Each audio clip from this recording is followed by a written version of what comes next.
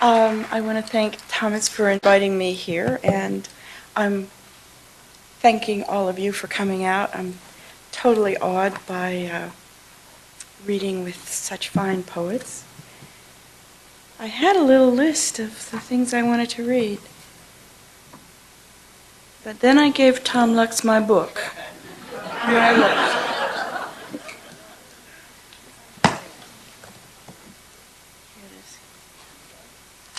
Yes, I've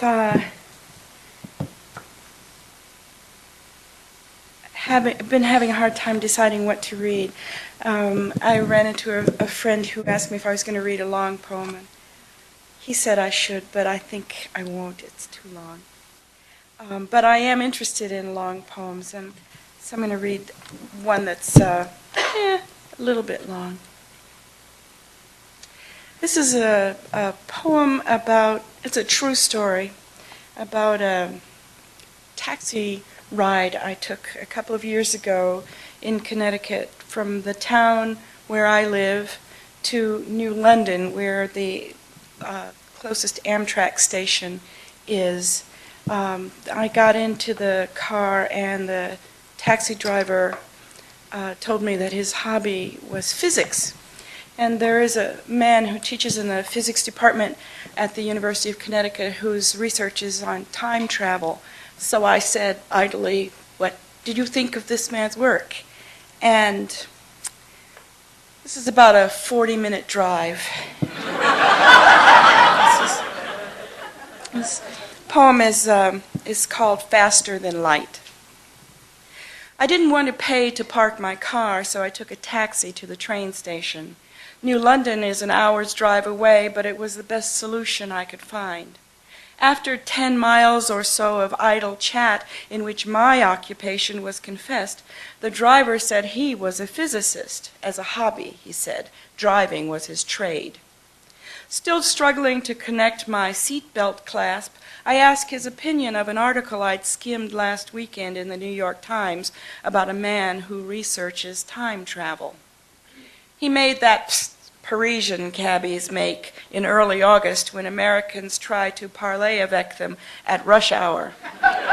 He gave me a long over-the-shoulder glare, squeezed the steering wheel, and hit the gas. He said, "He's wrong. The one thing that would work is to fly faster than the speed of light through a wormhole. The gravitational field is full of holes. You only have to find one and be pulled by metagravitational force." Am I doing that? For energy, you could use compressed song, or words to that effect. My memory isn't what it was 10 minutes ago. He drove with 10 white knuckles on the wheel, his pinched blue right eye looking back at me as we took the curves on 2 screaming tires. Faster than light travel, that's the secret. The government's been onto this for years. There are other planets waiting to be explored. This one's almost used up. It's time to move. We won't take people who don't measure up, our intellectual inferiors. Let them inherit the earth. We'll take the skies. I still couldn't figure out the seatbelt catch. The poor and ignorant population grows so quickly. What? Deny the right to life? There's a fucking holocaust of the unborn. But some races and cultures lack the gift of scientific knowledge. It's the dross of their stupidity which weighs us down and holds us back. Faster than light travel. Faster than light travel, the only way. We hurtled down the turnpike, passing trucks faster than light, and cars full of people driving hell-bent to get to work on time. Faster than light travel, that's the ticket. Finally, we pulled up at the train station. I'd given up on fastening my seatbelt, stupid contraption, trusting to the universe to grant me more good luck. I scrambled out. We wished each other well. My tip was generous, if I do say so myself. Faster than light, he yelled, late for his next pickup, zooming off, talking to his phone. My cup brimmed over with Psalm 23, buoyancies sometimes stronger than gravity. I wheeled my luggage down the crowded train, then found a seat and opened my magazine. Some influence is affecting a space probe I read, which baffles scientists. It will rewrite the laws of physics and astronomy when scientists understand and name that force. The plan was for Pioneer 10 to arrive some million years from now at some far place. In case of alien contact, there's a plaque of a human couple and a celestial map showing Earth with a spear held to her head. 30 years beyond its launch, it's past Pluto, the farthest planet orbiting our sun, in empty space 7 billion miles from Earth. The article said current theories can't explain what's causing the decrease in Pioneer's speed.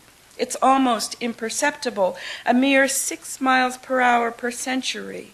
But Pioneer 10 is being pulled back to the sun. I closed my eyes. Several million years from now, as if a species on the brink of extinguishing itself said to a future species, "Remember me, the species which perfected genocide?" Will science ever discover humility? I forgot to say that my muse appears in this poem, and my muse has the voice of kind of James Earl Jones-ish kind of voice. Right, fool. You want to stay on guard to science? Why stop there? Why don't you attack knowledge while you're at it? And how about progress? Ain't that a bit ambitious, Miss William Blake? What was that voice? Listen, Marilyn, listen, as saints once listened, and of course the mad. I looked around. The other passengers were busy with laptops, breakfasts, books. And where does it get off, accusing me? Ambition? Why, I've surpassed every fantasy I had. Would I presume to badmouth our attempt to cheat death? My poem's a handful of dust trying to get back to supernova, like every longing, everything alive.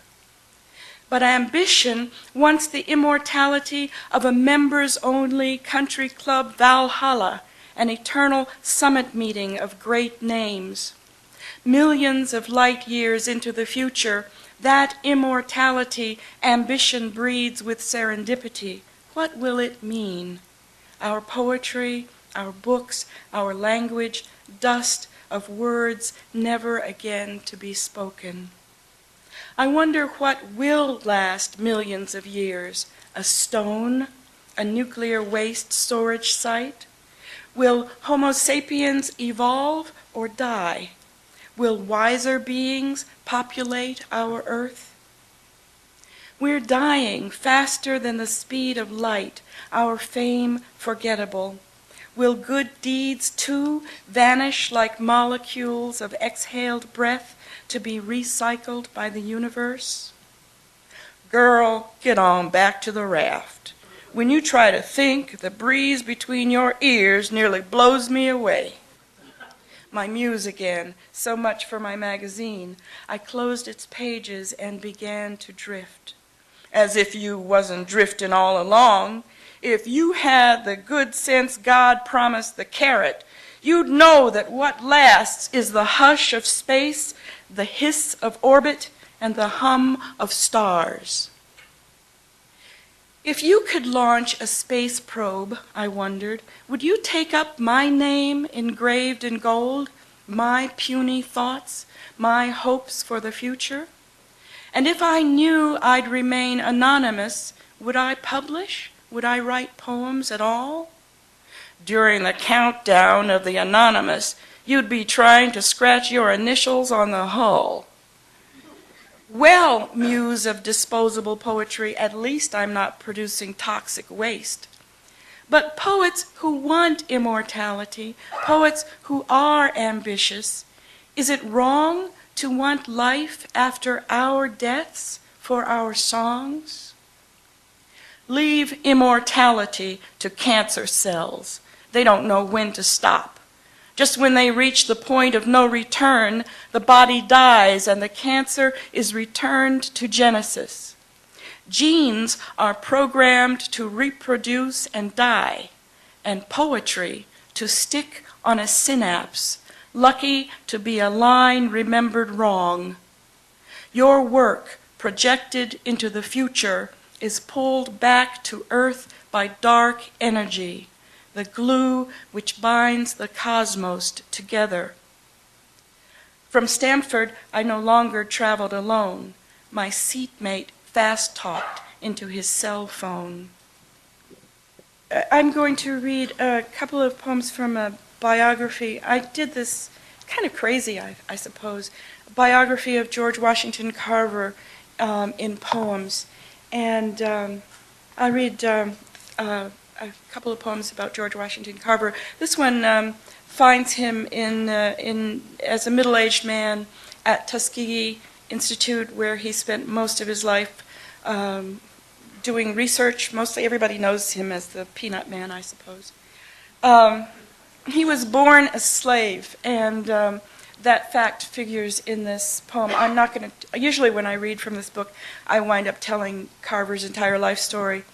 I will not do it this time, but his mother appears in this poem as a woman named Maria Watson, who was the person when he left. Carver left the home of the couple which had owned him and his mother and his older brother. He left their home to go in search of a school that would educate a black child. And the first school he went to was in a town about 5 miles away from his home. And there he lived with a woman, African-American midwife named Mariah. And she gave him her Bible when he left. That, trying not to tell these stories. Let me just read the poem. The poem is called Bedside Reading. It has a little quote from Carver, and it has, I'm very interested, I was trying to choose poems that have something to do with science to read here this evening. This one has a little reference to chaos theory.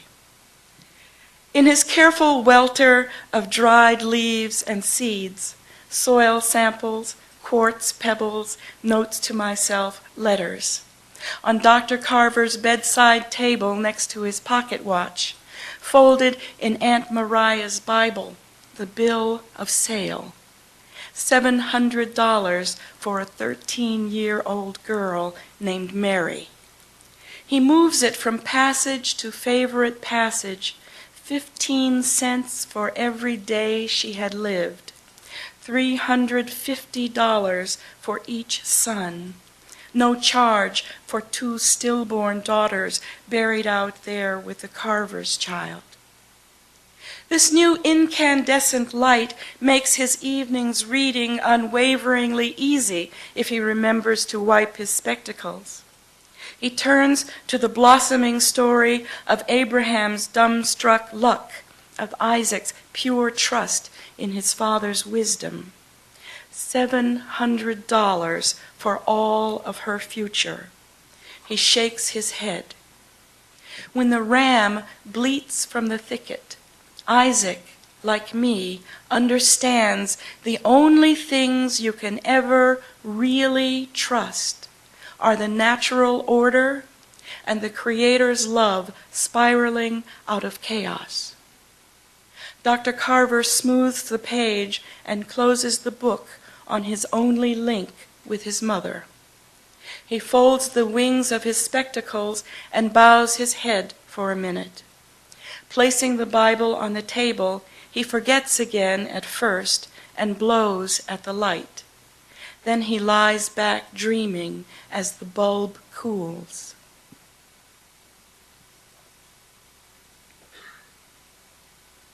This is called 1905. Looking out of the front page, a wild-haired, gentle-eyed young German man stands before a blackboard of incomprehensible equations. Meanwhile, back in the quotidian, Carver takes the school to the poor. He outfits an open truck with shelves for his jars of canned fruits and compost, bins for his croaker sacks of seeds. He travels roads barely discernible on the county map, teaching former field slaves how to weave ditch weeds into pretty table placemats, how to keep their sweet potatoes from rotting before winter hunger sets in, how to make preacher-pleasing mock-fried chicken without slaughtering a laying hen. He notes patches of wild chicory the farmers could collect to free themselves from their taste for high-priced imported caffeine.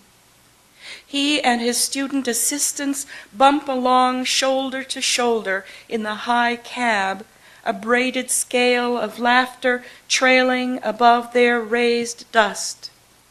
Today, Carver is explaining, as far as he understands it, that fellow Einstein's special theory of relativity. He's hardly gotten to Newtonian space when a platoon of skinny dogs announces the next farm. As they pull up, a black man and his boy straighten 2 rows of shin-high cotton apart. With identical gestures, they remove straw hats, wipe their foreheads with their sleeves. Their welcoming glance meets Carver's eyes at the velocity of light. I'm going to end by reading 2 pieces of a sequence commissioned, as I'm the poet laureate of the state, and people come to me with requests. And this one was a poem commissioned by an historical museum in a city in Connecticut. They have what the director of the museum called a set of human remains. They wanted me to write a poem about this set of human remains. I didn't even know what she was talking about. It turns out they have done some serious research about it. There was a program about this on NPR a couple of weeks ago. They discovered that this skeleton was a skeleton of an 18th century slave who was enslaved. He was owned by a doctor, a bone setter, in Waterbury, Connecticut, just before the Revolutionary War. His name was Fortune. He and his wife Dinah and their 4 children were owned by this doctor. And when Fortune died, apparently as a result of an accident, the doctor prepared his bones and reassembled them and hung them in a room in his home to be used as a teaching tool to teach anatomy, human anatomy. I'm going to read, I think, 3 sections. Maybe I'll make it 2 sections of this. I read 3 sections. This is a preface. Fortune was born, he died. Between those truths stretched years of drudgery, years of pit-deep sleep in which he hauled and lifted, dug and plowed, glimpsing the steep impossibility of freedom. Fortune's bones say he was strong. They speak of cleared acres, miles of stone walls. They say work broke his back. Before it healed, they say, he suffered years of wrenching pain. His wife was worth $10, and their son $166. A man unmanned, he must sometimes have waked with balled-up fists. A preacher painted water on his head, and Fortune may or may not have believed, whom Christ offered no respite, no reprieve, only salvation. Fortune's legacy was his inheritance, the hopeless hope of a people valued for their labor, not for their ability to watch and dream as V's of geese define fall evening skies. Was Fortune bitter? Was he good or bad? Did he sometimes throw back his head and laugh? His bones say only that he served and died, that he was useful even into death, stripped of his name, his story, and his flesh. This is next one is Dinah's Laments in the voice of Fortune's wife, Dinah. Miss Lydia doesn't clean the doctor room. She says she can't go in that room. She's scared. She make me take the dust rag and the broom and clean around my husband hanging there. Since she's seen Fortune head in that big pot, Miss Lydia say that room make her feel ill, sick with the thought of boiling human broth. I wonder how she think it make me feel. To dust the hands what used to stroke my breast, to dust the arms what hold me when I cried, to dust where his soft lips were, and his chest what curved its warm against my back at night. Through every season, sun up to starlight, I heft, scrub, knead, one black woman alone except for my children. The world so white, nobody know my pain, but Fortune bones. When I first was given the information about this story, I was horrified. And I did some research on my own about the history of medical education in this country and came to the conclusion that the doctor who had dissected the body of his slave was doing it in the pursuit of scientific knowledge. And that softened my horror a bit. And this is the last thing I'll read. It's in the voice of the doctor. He performed this. A human dissection was illegal in the 18th century. He had to perform this dissection in secret. He performed it outside, on a hill outside of Waterbury, Connecticut.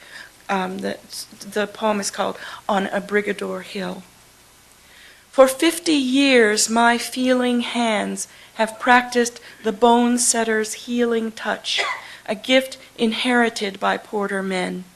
I have manipulated joints, cracked necks, and set my neighbors back to work. I've bled and purged fever and flux, inoculated for smallpox, prescribed fresh air and vegetables, cod liver oil and laudanum, and closed the lightless eyes of the new dead. And I've been humbled by ignorance, humbled by ignorance. Herewith begins my dissection of the former body of my former slave, which served him who served me throughout his life, and now serves the advance of science. Note well how death softens the human skin, making it almost transparent, so that under my reverent knife the first cut takes my breath away. It feels like cutting the whole world. It falls open like bridal gossamer, and I am humbled by ignorance, humbled by ignorance. Standing on a new continent beyond the boundaries of nakedness, I am forever changed by what I see. The complex, delicate organs fitted perfectly in their shelter of bones, the striated and smooth muscles, the beautiful integuments, the genius strokes of thumb and knee. In profound and awful intimacy, I enter Fortune, and he enters me, and I am humbled by ignorance, humbled by ignorance.